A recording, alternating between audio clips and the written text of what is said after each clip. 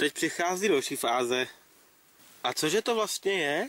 To je můj vynález na sušení prádla. Tak, prádlo navěsit. Tak.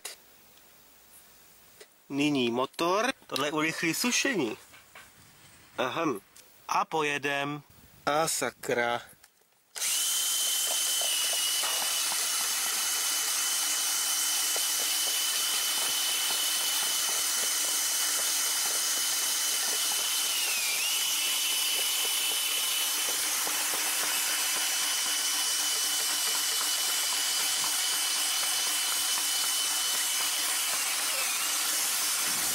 Nechci ti do toho kecat, a tohle není moc efektivní způsob, podívej se. To protože tam musíme zařadit větší rychlost.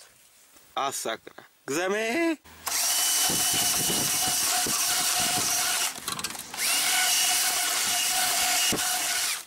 Auis. Dobře, fajn. Tak to nefunguje, no. Fajn, zajdeme pro šňůry.